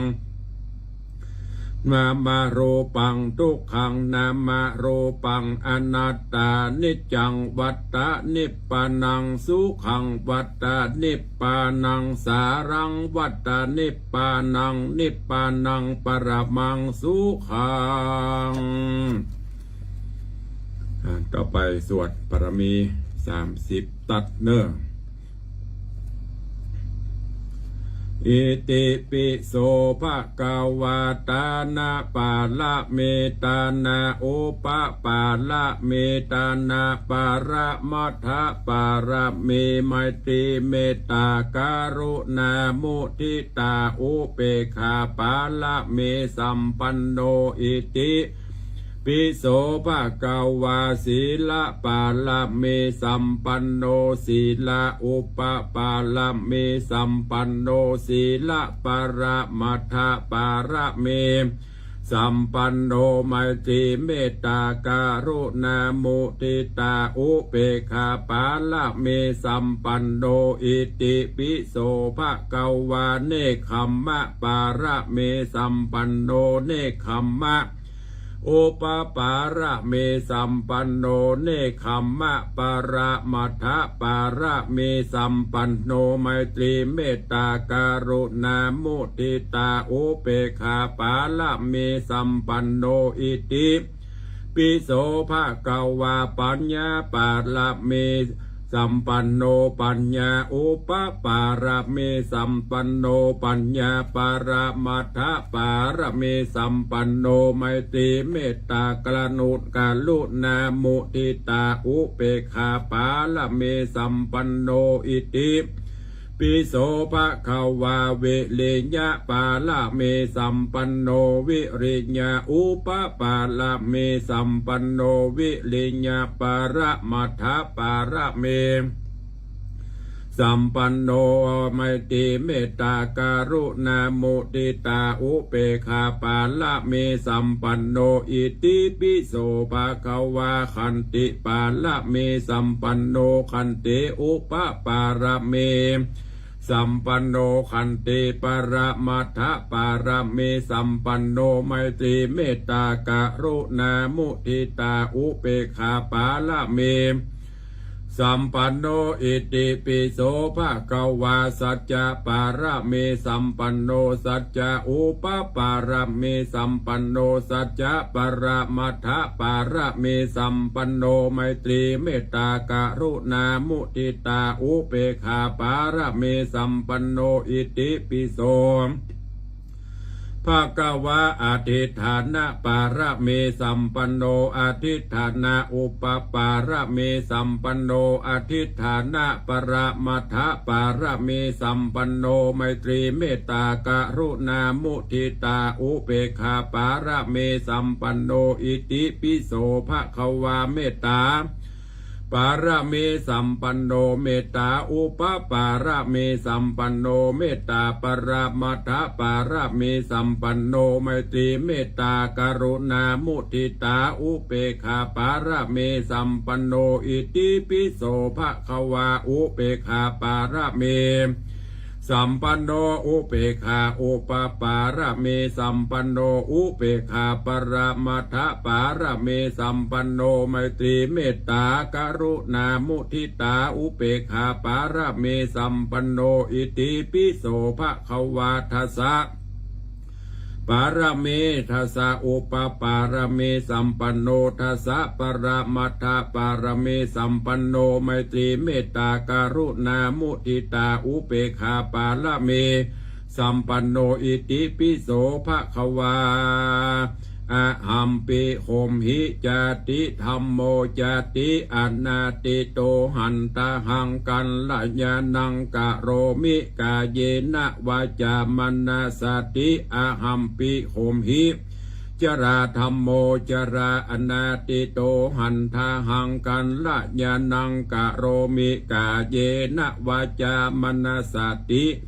อะหัมปิโหมหิพญาติธัมโมพญาธิอนาติโตหันทหังกัลยานังกโรมิกาเยนะวาจามนาสติ อะหัมปิโขมหิทุกขะธัมโมทุกขะอนาติโตหันตหังกัลยาณังกโรมิกาเยนะวาจามนสติอะหัมปิโขมหิมรณะธัมโมมรณะอนาติโตหันตหังกัลยาณังกโรมิกาเยนะวาจามนสติยันตุนิมิตังอาวะมังคลัญจโยจามนาโปสะกุณาสะสัทโธปปะกะโหตุสุปินังอากันตังพุทธานุภาเวนะวินาสเมนตุยันตุนิมิตังอาวะมังคลัญจโยจามนาโปสะกุณาสะสัทโธปปะกะโหตุสุปินังอากันตังธัมมานุภาเวนะวินาสเมนตุยันตุนิมิตังอาวะมังคลัญจโยจามนาโปสะกุณาสะสัทโธปปะกะโหตุสุปินังอากันตังสังฆานุภาเวนะวินาสเมนตุพุทโธมังคละสัมพุทโธสัมพุทโธติปะทุตตโมพุทธมังคละมากัมมะสัพพะทุกขาปะมุจจเลธัมโมมังกลาสัมพุทโธกัมเปโลตุตัสโสอนุงธรรมะมังกละมากัมมะสัพพะพญาปามุจจเลสังโฆมังกลาสัมพุทโธทักขินโยอนุตตโรสังฆะมังกละมากัมมะสัพพะโลกาปามุจจเลสกัตวาพุทธาลัตตนังโอสัตถังอุตตมังวะลังหิตังเทวะมโนสานังพุทธติชินาโสทิเตหุนตุโสทิคัพพสา หิเลโอตตปะสัมปันนาสุกะธรรมะสัมมาหิตาสันโตสัพพุริสะโลเกเตวาธรรมาติบุจจเลสันติปะคาอปัตตนาสันติปทาอวัญจนามตาปิตาจนิกันตาชตาเวทะปฏิกรรมาสุโขพุทธานังอุปาโทสุขาสัทธรรมเตสนาสุขาสังคัสสะสามัคคีสามัคคานังตาโปสุโขคัตติโยเจโตชเนตัสสมิงเยโคตาปติชายิโนวิชาจารณะสัมปันโนโสเสโทเตวะมนุเสธิวาตาปฏิอาทิโจรัตติมาปฏิจันทิมาสันนัทโทขัตติโยตาปฏิชายิตาปฏิพระมโนอัฏฐสัพพะมโหลตังปุตโตตาปฏิเตจะสาอโรขยา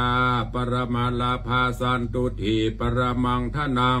วิสาสาปรมายตินิปานังปรมังสุขัง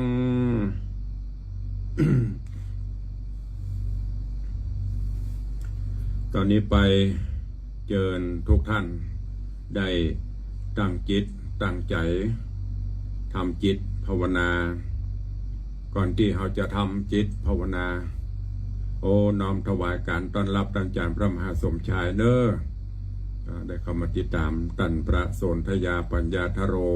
ก็กำลังติดตามรับชมโยมปัทมาตอนนี้ไปก็จะได้นำพาทุกท่านทำจิตสมาธินั่งทำสมาธิภาวนาปอกควรแก่กาลเวลาก่อนที่จะทำจิตทำภาวนายกมือประนมตั้งจิตตั้งใจ แต่ก็กล่าวกรรมอธิษฐานภาวนาเนอะว่าตั้งบ้านก็ว่าตามตัวว่าตัวตุเจ้าก็ได้เนอะอิมาหังภควาอัตตภาวังตุมหากังปริจจฉามิข้าแต่พระผู้มีพระภาคเจ้าผู้เจริญข้าพระพุทธเจ้าขอน้อมกายถวายชีวิตนี้เพื่อเป็นพุทธบูชาธรรมบูชาสังฆบูชาข้าพระพุทธเจ้า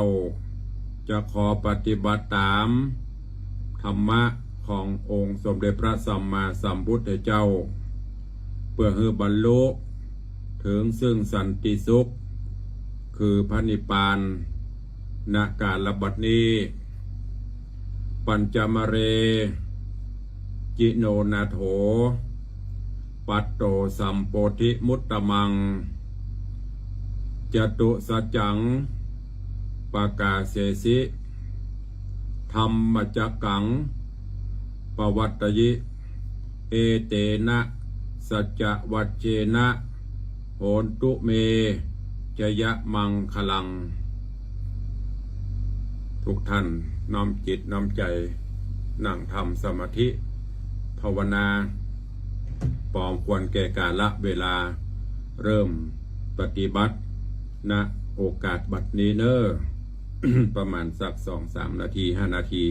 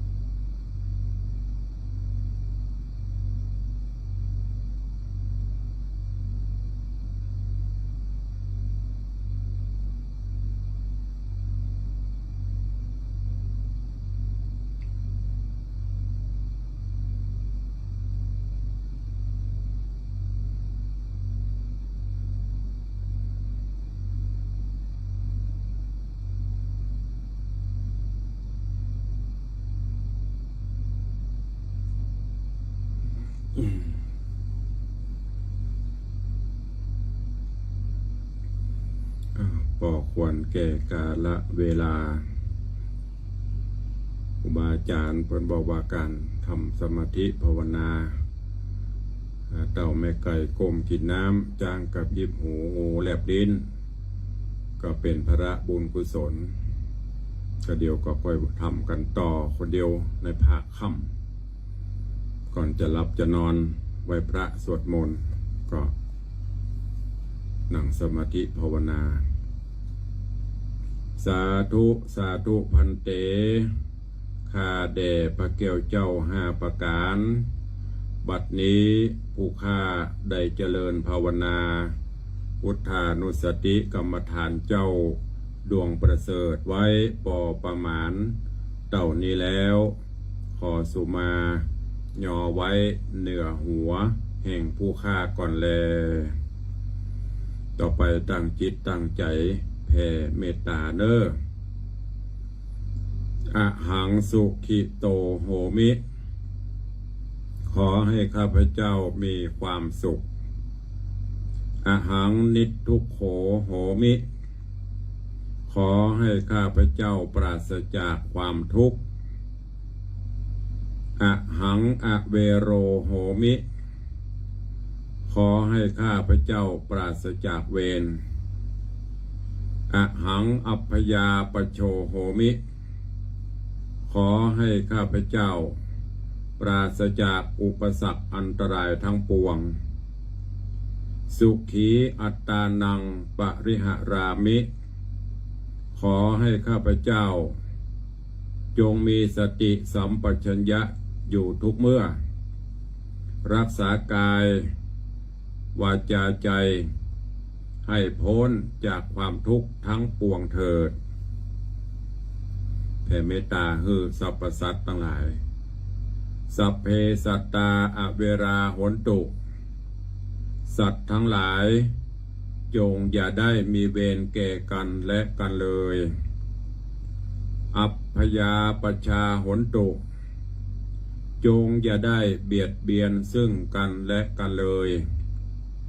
อนีคาโหนตุ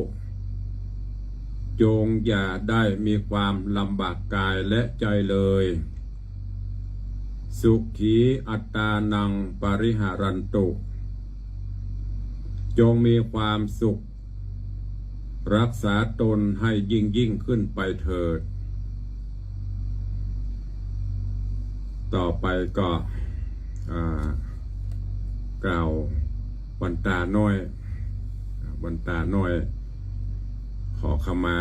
ครูบาอาจารย์สิ่งศักดิ์สิทธิ์ทั้งหลายพร้อมกันเนอะ วันตามิพันเตสะปังอาปาราทังคามะทะเมพันเตมะยากะตังปุญญังสามินาอนุโมทิตาปังสามินากะตังปุญญังไมหังตาตาปังสาธุสาธุอนุโมทามิก็เดี๋ยวใครมีน้ำญาติก็ตั้งจิตญาติอธิษฐานเอาคนเดียวเนอะอธิษฐานจิตกวดน้ำสรรพสัตว์ทั้งหลายป่อแม่พี่หอพี่เฮือนแผ่บุญกุศลด้วยกันวันนี้ก็จะเข้าสู่โหมดใต้รายการเหลือเวลาแถมประมาณ10 นาที ก็จะได้อุจากับญาติโยมศรัทธาครูบาอาจารย์เนอะวันนี้เป็นวันพระวันศีลแรกวันศีลอาสาฬหบูชาก็ดังที่ได้กล่าวไปแล้วว่าเป็นศีลเป็นวันพระในยุคโรคระบาดบ่สามารถที่จะปฏิบัติกิจต่างๆได้เหมือนเดิมก็จึงได้นำปาญาติโยมศรัทธาเฮาได้ร่วมกันฟังเทศน์ฟังธรรมต่างออนไลน์ต่างสถานีวิทยุแล้วก็จะปฏิบัติเช่นนี้กันเป็นประจำทุกวันพระทุกวันศีลเนอะถึงวันพระวันศีลก็เตรียมพร้อมซ้อมกายเตรียมดอกไม้ธูปเทียนอยู่ที่บ้านที่จองก็ได้เมื่อเจ้าก็อาจจะไปไหว้พระที่วัดจะไปรีบกลับเสร็จแล้วก็มาอยู่บ้านอยู่จองในช่วงนี้ก็ต้องตัวไผ่ตัวมันจะไปยึดกรรมที่เป็นว่ารวมกันเราอยู่แยกหมู่เราตายบ่ได้ละต้องปรับเปลี่ยนไปว่าแยกกันเราอยู่รวมหมู่เราตายมันปีนกันไปหมดละดังนั้นก็ตุลุงอาตมาภาพกล่าวกับผมรับพระที่จะนำปาญาติโยมทุกวันพระทุกวันศีลเฮาปะกันต่างออนไลน์ ต่าง Facebook ต่างสถานีวิทยุเนอะโดยเฉพาะแล้วแม่ข่ายรับก็คือสถานีวิทยุวัดฝ่ายหินคลื่น FM 104.50 นี่คือความถี่เนอะหมุนหน้าไปอีพ่ออีแม่ที่ซื้อวิทยุที่ลูกหลานซื้อใหม่ก็หมุนไปจะไปได้ยินตัวนิดตุเจ้าเต้ก็ดื้ออยู่หั่นล่ะอีแม่ไปได้ยินก็เพราะฟังอยู่ที่เดียวประเดี๋ยวสถานีวิทยุมีนักยามเจ้าก็ทุกวันทุกเช้าตั้งแต่เวลา6 โมงป่ายสะหน่อยถึง7 โมงก็ปะกับตุลุงที่นี่ต่าง104วัดแล้วก็ต่างวัดฝ่ายหินแต่วันนี้บอกว่าวัดหนองกายลิงหรือไม่มวนเนอะเปิ้นอาจจะมีเวลาของเปิ้นแต่เฮาปะกันที่104ฟังได้ตึกไหนก็ตึกหันเนอะจะไปว่าเปิ้นยังบ่ลิงเปิ้นเพราะแต่ละสถานีเปิ้นก็มีผังรายการของเปิ้นและโดยเฉพาะอย่างกระเดียวคลื่นสีขาวอันนี้เปิ้นก็จะลิงต่อ3 โมงถึง5 โมงในคลื่นสีขาวเพราะบางสถานีเปิ้นเป็นคลื่นวิทยุธุรกิจชุมชนของเปิ้นมอบถวายให้ก็ดีละอย่างที่ท่านเจ้าอาจารย์บอกมันไม่ใช่เป็นสถานีของเฮาความจริงก็อยากจะให้ได้ยินเหมือนกันหมดนะก็ต้องทำใจตัวเองแต่ถ้าใครได้ยินใครฟังก็ที่มีโทรศัพท์ปรับเปลี่ยนอย่างที่ตุลุงบอกตะวานะเข้าไปสมัครเป็นเพื่อนหรือเป็นเพื่อนที่พตุลุงชื่อเปิ้นใน Facebook เพราะเปิ้นเป็นเพื่อนกันเป็นเพื่อนในที่นี้มันจะเป็นเพื่อนกอดคอประกอบจกหัวกันเจ้านะเพราะเป็นศัพท์ของทางเครื่องมือสื่อสารต้องเข้าไปง่ายๆก็คือข้อมูลต่างคนต่างมีเหมือนกันเวลาเฮาไล่อย่างไปเปิ้นก็จะหันเวลาเปิ้นไล่มาเฮาก็หันของเปิ้นอย่างประเดี๋ยวนี้หลายรูปครูบาอาจารย์หลายองค์เปิ้นก็จะหันแล้วเปิ้นจะอยู่เปิ้นจะพอบ่พอนั่นก็เป็นแถมเรื่องนึงเหมือนอย่างเฮาจะเฮาหันแบบเฮาอาจจะเลื่อนผ่านไปก็ได้หรือจะจุกพอนะมันก็เหมือนอย่างเฮากายยกตัวอย่างอย่างเฮาไปหันไปนี่นะพอไปหันอันนี้ไปดีแค่จุกพอเนาะจอดพอเนาะหรือมันไปมันพออีกก็มีก็สู้แล้วแต่นี่คือผลของว่าเป็นของภัยของมันวันนี้ก็ต้องอนุโมทนากับญาติโยมสาธุชนทุกท่านเนอะศีลนี้เป็นศีลแรกก็ผ่านไปอย่างที่ได้บอกไปต้นเตียนกันทำตีครูบาอาจารย์ได้หันตั้งหลังฉากนี่นั่นก็คือต้นกันเทศตลอดพรรษาโดยได้รับเมตตาจากคุณโยมธนวัฒน์โยมทัตพิชาสุสิงคำร่วมถวายปูจากันเทศกันธรรมตลอดพรรษาจำนวนเงิน 50,000 บาทถ้วนนอกจากนั้นก็ได้มีโยมผู้ร่วมบริจาคเข้ามาก็มีโยมแม่ปราณีพยัคฆ์ไคหพลร่วมบริจาคกันเทศตลอดพรรษา 1,000 บาทโยมแม่จันดีวิสุทธินันท์เจดีย์แม่ครัวร่วมบริจาคกันเทศตลอดพรรษา 1,500 บาทโยมแม่อุ้ยมนลอยสุดใจปุ๊กบ้านวังสิงคำร่วมบริจาคตลอดพรรษา 500 บาทโยมแม่มอนจันคำแสงบุญร่วมบริจาค 200 บาทโยมแม่สุพรรณอีบังบ้านปากล้องป่าซางละปูนร่วมบริจาค 200 บาทก็ 1,000 บาทขอบคุณตัวท่านผู้ใดที่ฟังแล้วอยู่ทางบ้านทางจองเปิ้นหอมกันเฮาไม่ได้ไปวัดใครให้ใครหอมก็ตามเจตนาสถานเนอะไม่ได้บังคับกฎเกณฑ์สุดแท้แต่เจตนาลมแล้วจะหอมจะได้รู้ต้องการเลขบัญชีก็โทรมาได้นี่ก็แจ้งไปในส่วนของเดือนหน้านี้วันที่21 สิงหาคมเป็นวันครบรอบอายุวัฒนมงคลวันเกิดของตุลุงครบ58 ปีก็จะได้จัดพิธียกยอดฉัตรทองคำขึ้นประดิษฐานบนยอดฉัตรเจดีย์ตัววันที่21เนอะก็คงจะสร้างซาไปพ่องแต่ปีนี้บ่ได้แจกบัตรบ่ได้แจกการ์ดบ่ได้อย่างเนอะใครจะมาก็มาสุดแล้วแต่ มามุทิตามาร่วมบุญกุศลแล้วก็นอกจากนั้นก็ต้องขออนุโมทนาญาติโยมตีแจ้งความจำนงส่งปัจจัยมาน้อมถวายมุทิตาสักการะในคราวครั้งนี้อันประกอบไปด้วยโยมธนวัฒน์โยมทัตพิชาสุสิงคำตัวเลี้ยงส่งไปเลี้ยงนางมหารัตนอุบาสกอุบาสิกาทำนุบำรุงวัดวังสิงคำทำนุบำรุงเป็นห้องไว้เป็นผู้อุปถัมภ์บำรุงถึงตุเจ้าถึงวัดในปีนี้ได้น้อมถวายจตุปัจจัยทั้งมุทิตาสมทบกองทุนนิธิแล้วก็รับเป็นเจ้าภาพถวายสังฆทานตลอดจนถวายอาหารเพลอาหารเลี้ยงแขกที่จะมาร่วมเบื้องต้นปัทมะเป็นเบื้องต้นคือจำนวน 100,000 บาทท้วนจำนวน 100,000 บาทท้วนนอกจากนั้นก็มีโยมแม่ปราณีพยไคหพลน้องแต้นสันปะตอง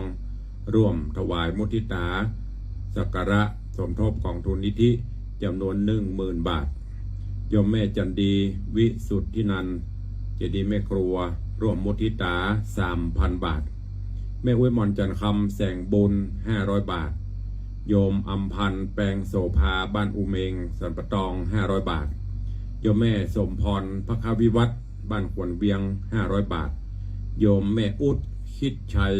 500 บาทก็ขออนุโมทนาเนอะไผ่จืดตกหล่นก็แจ้งเข้ามาตัวเอาละเข้าสู่หมดรายการใกล้จะหมดเวลาก็เดี๋ยวก็จะต้องฟังต่างคลื่นสีขาวต่อท่านผู้ใดจะอู้จะเอ่ยจะจ๋าสนทนาในวันพระวันศีลพิเศษศีลวันธรรมะ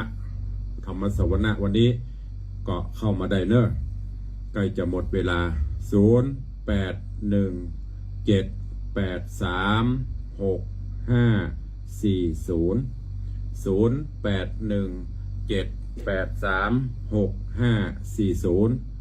้ามาได้เนอะขออนุญาตฉันน้ำแป๊บเนอะ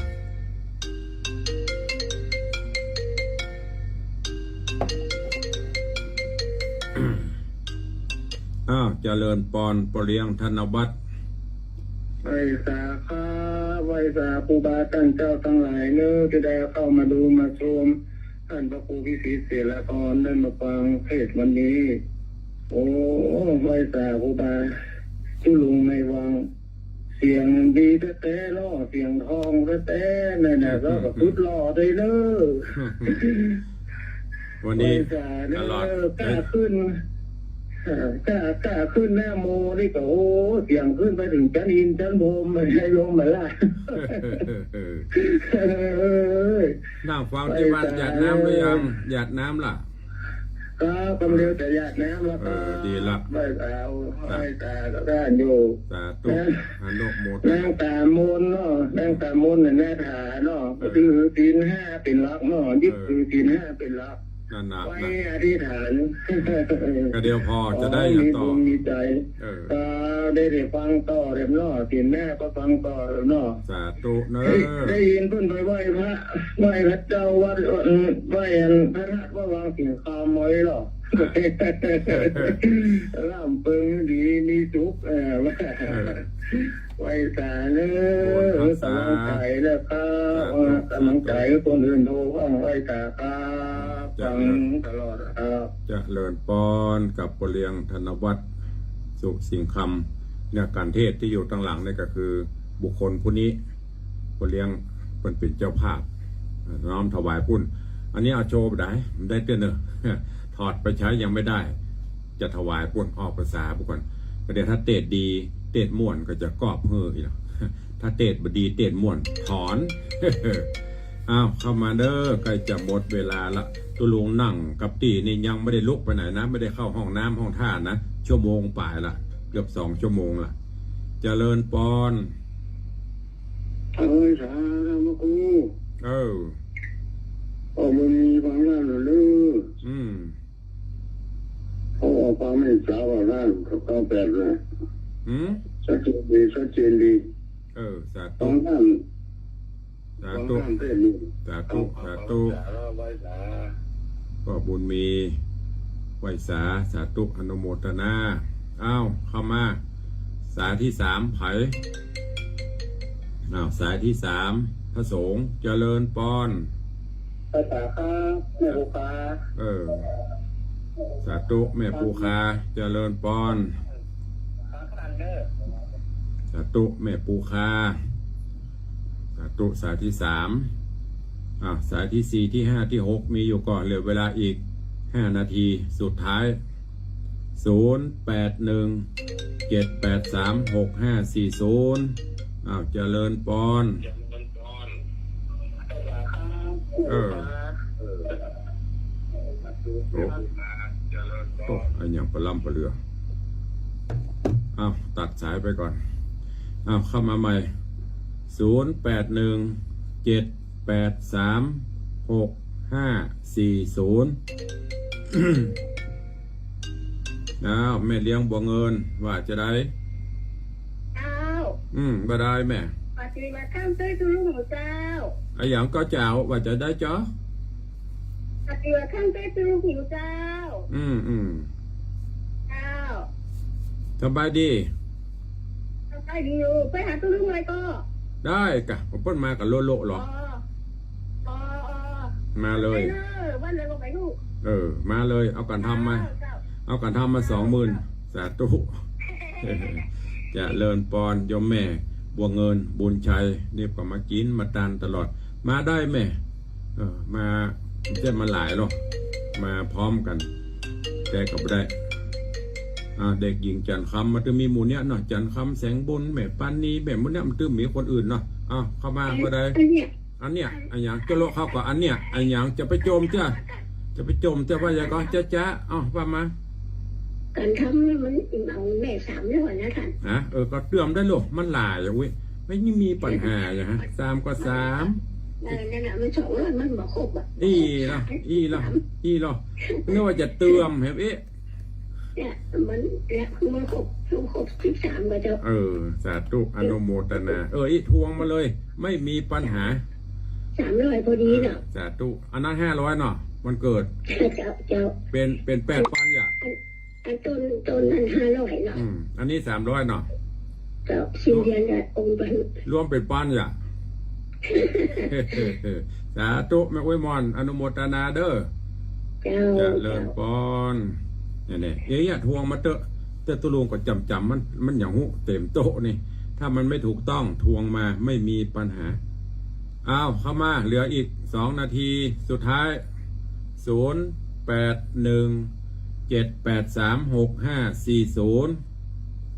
ให้เตียนให้ฟังเป็น2 ชั่วโมงคนฟังโทรเข้ามายังไม่ถึง10เสียงปล่อยแหบปล่อยแห้งเนี่ยเป็นอย่างโทรก็ได้โทรก็ได้ก็ปล่อยเลี้ยงโทรก็ดีละเข้ามา081อันเบอร์โทรอย่าว่าประจำก็บอกจะปะโตจะเมินแล้วนะก็มีไผ่แม่ปานีเหรอเข้ามาจะเลินปอนมีไผ่อู้กับอู้หมู่เฮาได้ไหมเนาะเจ้าเจ้า3 โมงเจ้าจะจบแล้วแหม2 นาทีนี่นั่งชั่วโมงก็จบไป2 ชั่วโมงแล้วนี่โกนไปจะออกหักแล้วนี่เสียงดังฟังชัดเจ้ามันก็ชัดกับปะโตปล่อยแหบปล่อยแห้งแต่เดี๋ยววันนี้วันค่ำใจเสียงจักการนี่ก็ม่วนนะเจ้าจะได้ไม่เป็นได้บูนะจักการนะเขาจะบ่วงกองคอไปทะลุจักการเป็นจักกิ้มกันเจ้ามันไปตกโตแล้วเนาะสาธุอนุโมทนาจะเลินปอนหยาดน้ำคนเดียวเลยเนอะสาธุฮับปอนการแรกวันนี้จะฮับปอนแล้วนะจะหมดเวลาละว่าเราก็ว่าแล้วว่าได้ก็ว่าแล้วมันดีใจแล้วไปฟังตะลุงมันม่วนว่าเข้าใจว่าได้แต่ทำไปทงรู้เด้อสาธุดีเจ้าอนุโมทนาดีเจ้าสาธุแม่อย่างก็แม่ตะมูสาธุอนุโมทนาสายต่อไปเอาปนโทมาละมาได้หายแซ่บมันมั่ว สูตรอีหายไปเลยหูละเอาละพร้อมใจคือเดียวจะไปเบียดเวลาคลื่นสีขาวบุญจะลิงต่อตั้งอกตั้งใจฮับปอนกันแรกเนอะวันนี้ห้องปเลี้ยงธนวัฒน์ประเดิมแรกกันแรก อุทิศบุญกุศลเฮือปออุยมอนสิงคำในอุยมอนสุใจแก้วมาตาปิตาผู้บังเกิดเกล้าวันนี้ขอบุญกินบุญตานไปหอดไปถึงเนอตลอดจนญาติโยมผู้ร่วมบุญกุศลตัวตั้งจิตอธิษฐานฮับปอนกันเตดก่อนเนอณโอกาสบัดนี้ ยะถาวาริวหาปุลาปริปุเรนติสาคลังเอวะเมวะอิโตตินังเปตานังอุปกปปติอิชิตังปฏิตังตุมหังคิปะเมวัสมิจตุสัพเพปุเรนตุสังกปาจันโทปนัสโสยถามณิโชติระโสยถาวันนี้หมายมีเจ้าบุญละสถาโยมธนวัฒน์โยมทัตพิชาสุสิงคำพร้อมด้วยครอบครัวตลอดจนญาติโยม FC แฟนรายการปออกไม่ออกสถาที่สดับรับฟังพระธรรมเทศนากันนี้ต่างก็ได้น้อมนำมายังบุพามาลาดวงดอกข้าวตอกดอกไม้คิดานับปัจจัยตยตานโมทนาสาธุการเป็นเจ้าภาพกันเทศกันทำน้อมบุทิศะนาบุญตานภายแผ่ไปจุ้ยจอดลอดถึงเติงยังดวงจิตตะวิญญาณของปออุ้ยมอนสิงคำแม่อุ้ยมอนสุใจแก้วมาตาปิตาผู้บังเกิดเกล้าตลอดจนสุหรือญาติตระกูลญาติพี่น้อง ตลอดจนพ่อเกิดไม่เกิดเจ้ากรรมนายเวรเจ้าบุญในบุญ ทรัพย์ประสัตทั้งหลายพระพรหมเจ้าที่ปีหอเพียนเตปาฮับเจ้าทนายขอบกุศลภายแพ่ไปจุยจอดเขาเจ้าตันเจ้าโมทนาสาธุบุญกินบุญตานโปนที่ยากผักที่ตู้ได้ถึงสุขและขอราธนากุลพระเก้าเจ้าทั้งสามประการปกโฮมปอออกไม่ออกสถานบุญทุกท่านเจ้าภาพเจ้ามูลสถาตลอดจนปอออกไม่ออกสถาได้รับฟังธรรมในวันนี้อยู่ดีมีสุขอายุมันผลยืนเจริญไปด้วยอายุวันนะสุขาภละเหมือนกันจุตนจุองจุผู้จุคนนั่นจุงจะมีสปีติโยยวัจันตุสปะโลโกวินาสตุมาเตภวะตวนระโยสุขีตีคายุโกภวะอภิวาตนาสีนิสนิจังวุธาปจายโนจัตตาโลธรรมวัตันติอายุวันโนสุขังปะลังปะกันใหม่วันพระวันศีลหน้าเนอขอนำรายการจากทุกท่านทุกคนไปจัตตาโลธรรมวัตันติ